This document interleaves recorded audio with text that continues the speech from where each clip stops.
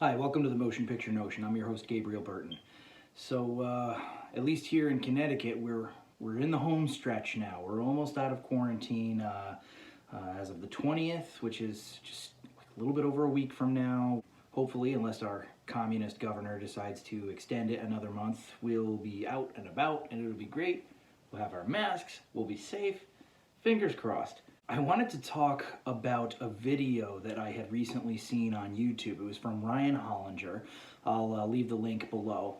And it was something, it was a film that I haven't really thought about in a very long time. I was like, you know what, I'd kind of like to do my own, kind of spin on that, the Poughkeepsie Tapes. I don't know if any of you have seen this movie. It's a little underground. It's an independent film from, I think, 2007. It never got a wide release. I mean, now it has it, but it was very difficult to come by. So I had a kind of bootleg DVD copy of it back in the day, and I watched it. Now, how do you describe this movie? Is it good? Is it bad?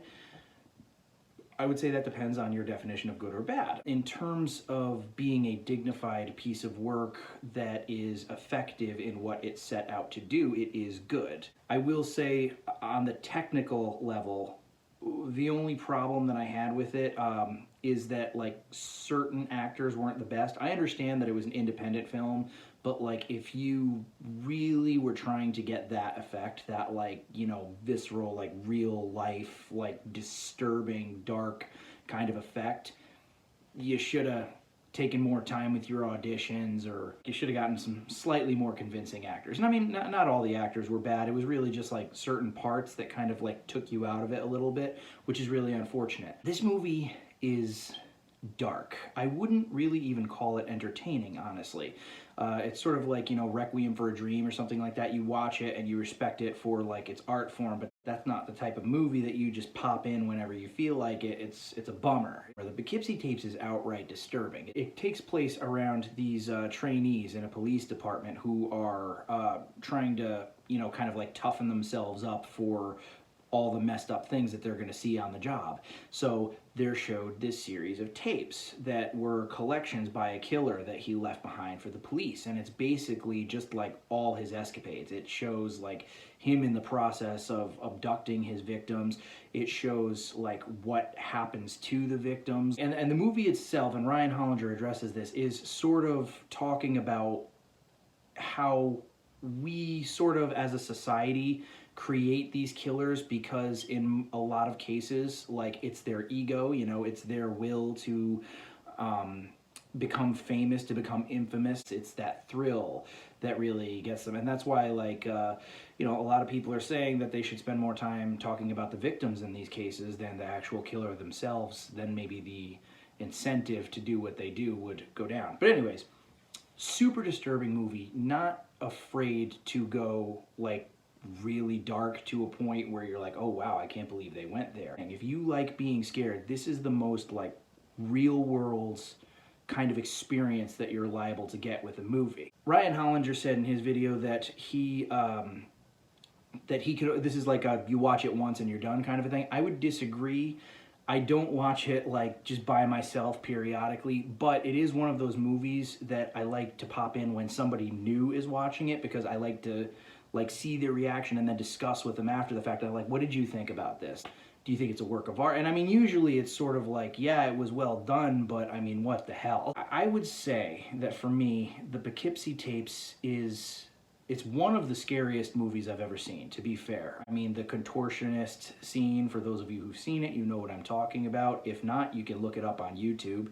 Just type in Poughkeepsie Tapes contortionist and you'll find it. It was seriously one of the most scary films I've ever seen. It's right up there with Hereditary. Hereditary is a different kind of movie though, because that's the type of movie that, even though it really strikes a real life note with you, it still is, it comes off as a movie, you know what I'm saying? And it doesn't get as graphic. It's more or less the ideas of things. Poughkeepsie Tapes is also, I would say, about as far as you could go with a serious work of fiction before you just enter total exploitation. You got movies like The Human Centipede, which was my first video ever on this channel. The first one I think was good as a horror film. The second one is just schlock. It's just like, it's meant to literally be disgusting. It's meant to literally be stomach churning. So I almost don't count it, because I don't really consider that per se an art form. It's just like, it's just a shock of a movie. That's its reason for existing. And then you have films like Cannibal Holocaust, which I believe came out in like 1980. I just can't get behind that movie. I can't. Like, I mentioned about the Blair Witch Project and how it's sort of like the godfather of handheld horror, and I'm sure that a lot of people can dispute that, and they're like, well, technically speaking, Cannibal Holocaust was the first to use that like format, and okay, that's fine.